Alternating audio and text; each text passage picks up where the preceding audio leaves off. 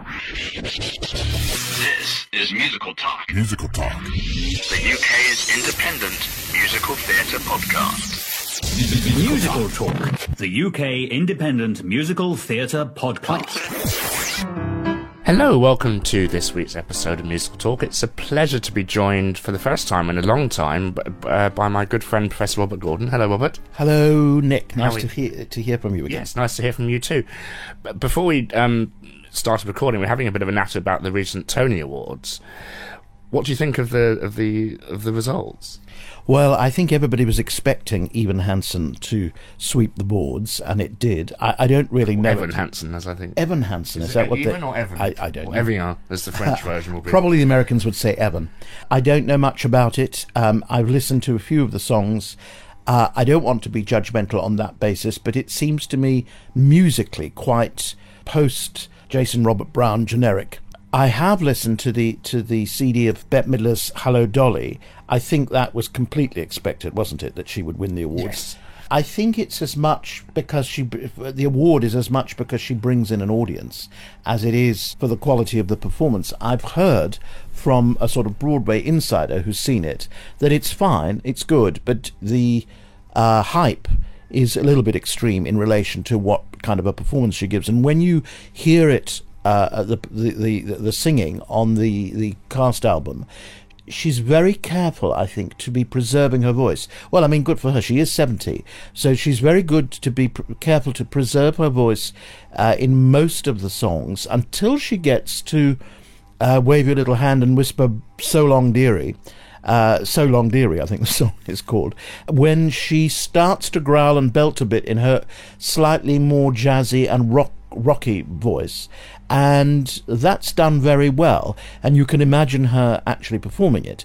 But I don't see that she's ever really going to replace somebody like Carol Channing, who kind of created the role and used a clown persona. What Bette Midler does is she does her Bette Midler shtick, and It's the Bette Midler show, which is what I've heard. It is the Bette Midler show, and we have seen it before. I'm sure it fits for Dolly, because you can play Dolly that way, but it seems to me, in all respects, a very conservative choice on the part of producers to bring Bette Midler onto Broadway, which is a great thing, but onto Broadway in Hello Dolly. Couldn't they have found another vehicle for her? Well, it's doing incredibly well, and don't know if it'll come here. Do you think she would travel? Do you think there's a market for it in London? I think Bette Midler would sell more or less anything because of her movies, but I don't see that it would run more than about 6 months in London, and she probably wouldn't do it for even for as much as that. How's David Hyde Pierce on the cast recording? Because he's always delightful, isn't he? Well, I've heard that David Hyde Pierce gives a wonderful performance. On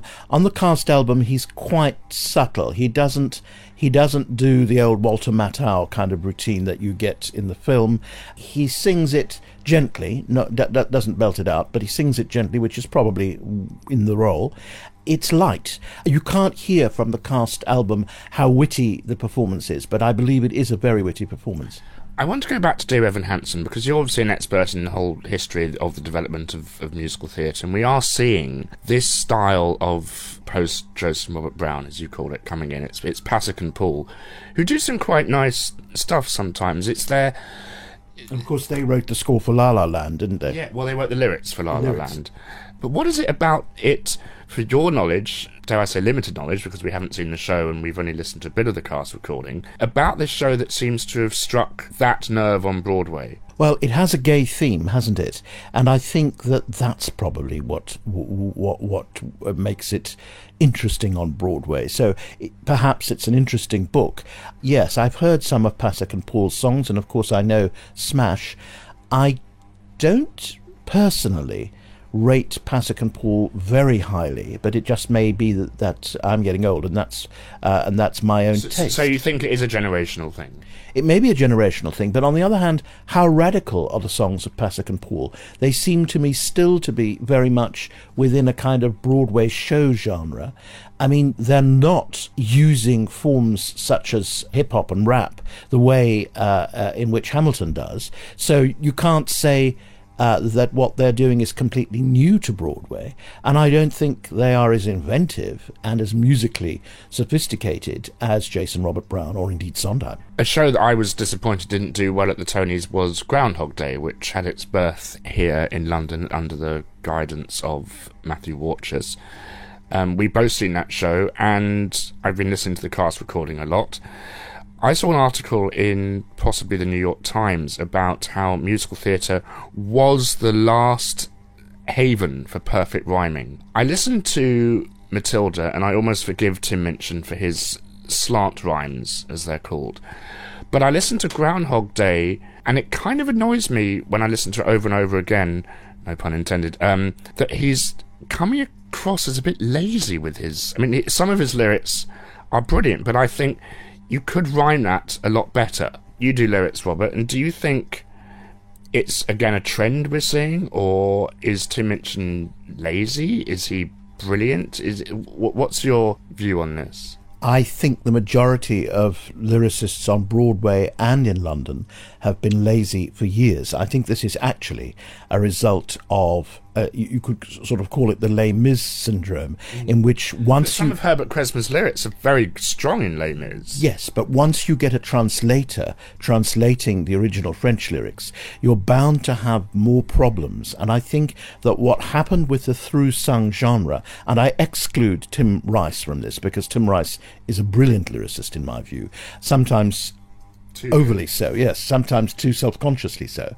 There are people, I think, is it Glenn Slater, who worked with Alan Menken on Sister Act. If you listen to the lyrics of Sister Act, they're brilliant.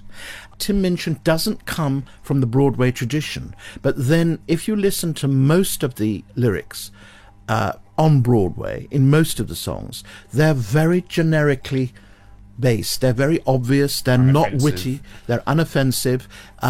Maybe some of the lyrics in Hamilton are clever because there's a different approach to lyric writing, so you don't need such careful rhyme schemes or such careful fitting of music to lyric. But I think this is a segue into On the Town, which I've seen recently at the Regent's Park Open Air Theatre. Brilliant production.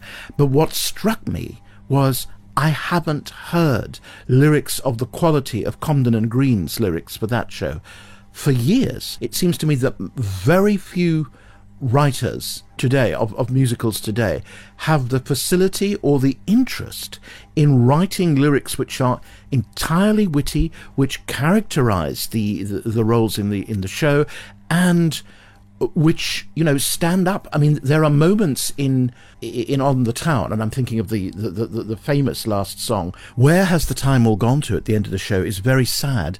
It's absolutely moving. It's like poetry. I can only say it's like great poetry. As far as lyrics go, this is the Wordsworth of lyrics in terms of the simplicity, in terms of the absolute rightness of the lyric to the music, and in terms of the deep expression of emotion. Now, I haven't heard that very much in lyric writing for decades. But Sondheim said lyric writing and poetry writing are completely different, and the difference is, with a poem you can read it and reread it at your leisure, and with a lyric you hear it once and the whole, this is ironic coming from Sondheim, but the whole message has to be got and understood. But that's the whole point. This is the simplest lyric in the world, but it carries such a weight of feeling and meaning. Right. That's why I'm calling it poetic in the deeper sense, that it is art. It works as a lyric. It works as an art form, like a little haiku in Japanese poetry. It's absolutely simple and absolutely perfect. Of course, if you want complexity and if you want wit, listen to their lyrics for I Can Cook Too, another song in the show. I just sat and listened at the Open Air Theatre, and they're brilliantly performed by the whole cast. Is absolutely brilliant. The choreography by Drew McHoney, who directed it, is absolutely brilliant. And the score, of course, is by Bernstein, and it's dazzling. And I sat there and thought, I haven't heard such craftsmanship in the theatre for at least 10 years, in the musical theatre for at least 10 years. But I think, to go back to your earlier question, I think this is a tendency that's been happening since the 80s. You don't have to have such brilliant lyrics in a Disney musical. Howard Ashman was incredibly Ashman strong. was, but none of the ones who followed him, apart from Tim Rice. But even Tim Rice, when he writes... Stephen Schwartz, I think. Stephen Schwartz. But even Tim Rice... Ben Slater. Even Tim Rice, when he writes for Disney, doesn't seem to me to put as much care into those lyrics as he does with some of the other shows where he has greater creative control. So did On the Town work in its open-air setting? What does that bring to the performance? Well, it brings atmosphere. The set is absolutely brilliant. Apart from rain. It didn't rain, but the set is absolutely brilliant. And it's completely antithetical to the woodland surrounding. I mean, it's a set of a New York dockyard, basically, and then we go around New York. But it's beautiful, it's functional, it allows spaces for the dancing and the choreography in the most extraordinary way. What you realise is this was a completely original dance musical. It's probably the first dance musical in that it's driven by dance. That it's not just made up of dance, but it's driven by dance. And the score by Bernstein is wonderful. The dancing by Drew Maconey, I suppose suggested in some ways by Jerome Robbins, but you can't. The choreography doesn't exist anymore. It's absolutely brilliant. And what you realise again is this is the height. It's not a pseudo Oklahoma. It's not trying to do a Rodgers and Hammerstein. It came out on Broadway a year after Oklahoma, and it's the completely opposite aesthetic. It's the musical comedy aesthetic, but taken to a level of art.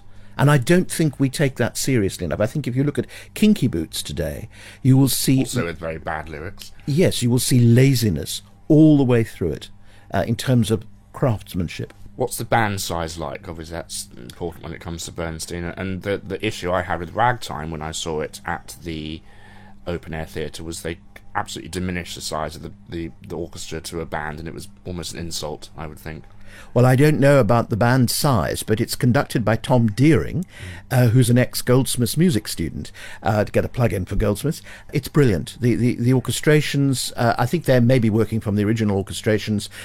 It's very brassy, which is the way that most Bernstein musicals have been orchestrated for the premieres, and it's absolutely brilliant. Didn't sound minimal to you then. Not in any way. I read in another thing about this piece that all the reviews I read said it's just a really weak storyline, but it doesn't matter because it's told with such vitality and gusto that you forgive it. I'm afraid most of the reviews don't understand anything about musical theatre. This is almost the beginnings of a concept musical. It isn't about detailed, realistic character and plotting. It's completely coherent in what it tries to do. Of course it's sketchy because most musicals are sketchy, but if you listen to the writing, particularly for the women, every song characterises the woman in terms of her feelings, her thoughts, her ideas, her personality perfectly. But I think most critics, they confuse naturalism with depth. There is a lot of depth in the show, but it's not naturalistic. It's not strictly a musical, but I saw Harry Potter and the Cursed Child, which I would like to touch briefly because it is and it forever shall be one of those London theatrical icons like The Mousetrap or even... And perhaps it should be a musical. Well, it has the grandiose scale of a musical. One of the first things Sonia Friedman, who's a producer, says in the liner notes is it is almost being treated as a musical. It's just not. There are unofficial musical versions of Harry Potter, but I think it would just be such a massive expense to have it done as a musical because then you have a live band and you have choreographers to come in and you have... musical directors and conductors and arrangers and all this other kind of stuff. It was the biggest theatrical event I think I've ever been to. Now, I, on the day, booked myself a ticket, and it was a bit of an expense. It was £199. Oh, my God. But you are getting 6 hours of entertainment for that. It's 2 shows to sit in the best section of the stalls in the house. So, and it was such a massive event. There was so much thrown at you in this production. That's why I said it feels like a musical. And there is a lot of music by Imogen Heap, which I wasn't too keen on, but it's not a sound world I like very much. And there's a lot of dance. Every scene change is choreographed. They flick their cloaks and props disappear and things like that. So it did feel like a musical at certain points, except when apart from the fact they weren't singing. So as a piece of theatre, Robert, I really urge you to try and go and see it, because it's going to become one of those iconic shows, especially when it travels around the world. It sounds fascinating. I'd love to see it. I'm not prepared to pay £200 even for 6 hours. I've only paid £50 for Hamilton. I did book on the day that the booking opened, but I'm not prepared. I think that that there's a danger that West End and Broadway shows, particularly Broadway shows, but it's coming in the West End, are overpricing themselves, and the ordinary person, apart from the mega rich that we find living all over London, but the ordinary person won't really be able to go to see more than one show a year, and that seems to me to be a great pity. People should be encouraged to go to the theatre as often as possible, and that would be healthy for the theatre. But those caveats apart, it sounds exciting, and the way you describe it to me and your experience sounds to me that the only comparison I can make, and I'm old enough to remember this, is when Nicholas Nickleby was done in 2 parts, and that was 9 hours, although we didn't have to pay £200 or even the equivalent then, but that was because it was subsidised theatre, Royal Shakespeare Company, and it was the most joyous experience I've ever had in the theatre. And it felt, as you say, it had music, but it wasn't a musical. But it had all the values of the musical in terms of storytelling, in terms of the use of setting, in terms of the use of a huge cast. And you know, I think that's always very healthy for theatre, but I do jib at the prices. That's absolutely. All. And you can't see it for a lot cheaper. You just book in advance. I'm not sure if I have another 20 years to live. That's the issue, but it'll be way cheaper than Broadway, and it always will be cheaper than Broadway, and that's a shame. The whole thing just felt like a real massive event, because all the windows for the foyer are blocked out, and you have to queue to get into the theatre, and you know, obviously it's an issue at the moment. Your bags are checked, and you get given a badge at the end of the first show saying keep the secrets. The foyer changes after the first show for the merchandise to change, reflecting on what's happened plot-wise. They've gone as far as to completely re-carpet and re-wallpaper and redo the ceiling for the auditorium for one special effect. And you've just never seen anything as ballsy as this in the theatre before. It was amazing to go back to the second performance, which for me was on the second night, to see all the same people again and sit in the same place. You really felt a sense of community and a kind of, I remember you, how are you, and things, what do you think of the... And there were people talking to each other that you don't really get in a theatre, because it is, you go in and you go out again. But to come back, that was what felt... And it's why you did... If it was £100 for one show, I would have scoffed at it and thought, no, I'm not paying that. But you almost didn't mind, because there was so much flung at you.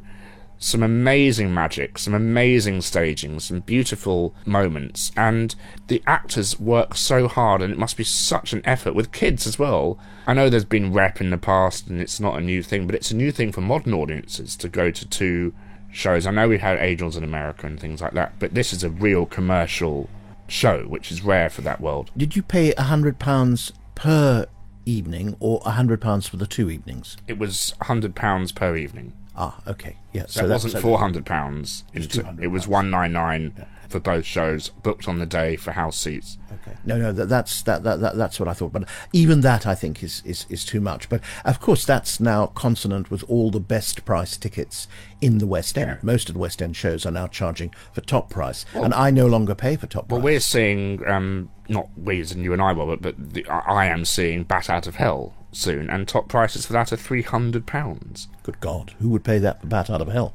I must get in a plug then for On the Town. I saw it in the best seats in the house for £50 a seat. Does that seem a lot to you? Oh, not for On the Town, no, because the production was superb, and I think they were the best seats in the house. Another venue, Robert, that you and I have gone to over the years is the Chichester Festival Theatre, and they're doing Fiddler on the Roof this year. Will you be making a pilgrimage to sit with old people in the theatre to watch this musical? Not for Fiddler. I have seen a good production. I saw a good production at the Crucible Theatre Sheffield, which I saw again when it transferred to the Savoy Theatre. The Savoy wasn't the right place for it. It was too small. The stage was too small for the Jerome Robbins choreography. I don't think Fiddler is a show I could sit through again, for a few years. It's done to death in New York. There's been 3 productions in the last 10 years. It's a wonderful show, but I know it too well. So I'm waiting respectfully to hear what Daniel Evans does with it, because I'm sure he'll do a very good job. But the problem for me with Fiddler is it's a show you more or less have to do as is. There's not a way of changing it or bringing a new angle. Now, with something like Cabaret, you can take a number of different approaches to it, and it always seems fresh. With Fiddler, I think you've sort of got to do it as it is. It's a little bit like West Side Story in that respect. What do you do? Every time they try to pop it up by doing, playing some of it in Spanish, it seems not to work. So they go back and just do the original, and we've seen the film, and that's the problem, I think, with those shows. Do Fiddler Named Desire on a Hot Tin Roof? Well, that might be more interesting, but or a drag fiddler.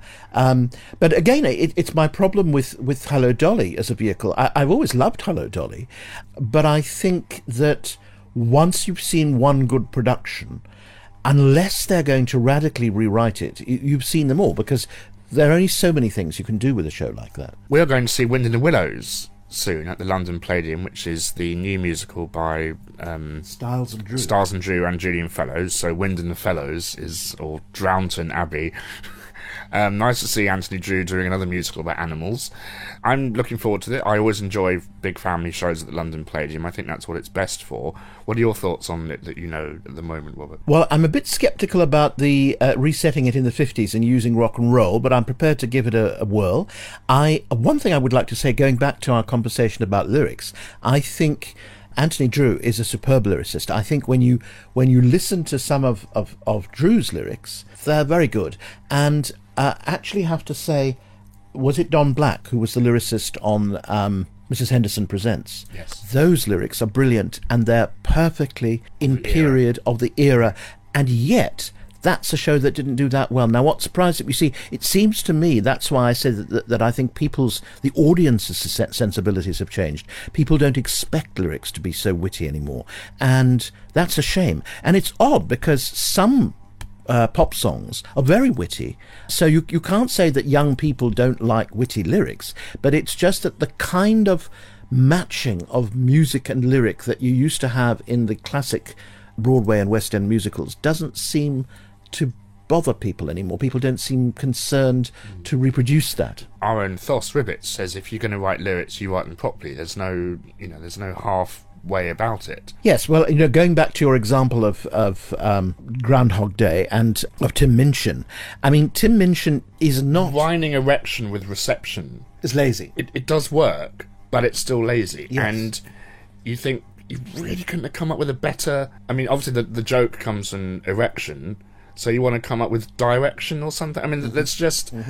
It just really annoys me, and it shouldn't, because I like him as a lyricist. He can do very, very clever, well, witty of course, lyrics. He comes from a different tradition. He is witty as a stand-up comic, very. So he writes to make comic points rather than to write perfect lyrics. And the other thing is, he comes from a theatre and acting and performance background, not so much from a writing background. And I think that's what you see. He will take the shortcuts, as you suggest, that he takes, as long as it'll get a laugh.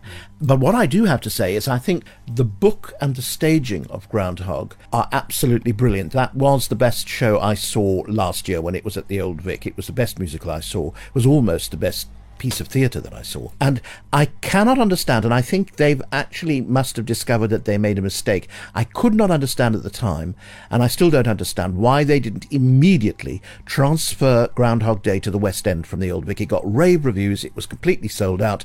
Now, what's happened is the usual sort of malice, I think, of the New York theatre community towards British shows has taken over in terms of word of mouth, and even before the show got nominated for any Tonys, one knew it wasn't going to win many, if any, because the Broadway theatre community was hostile to it.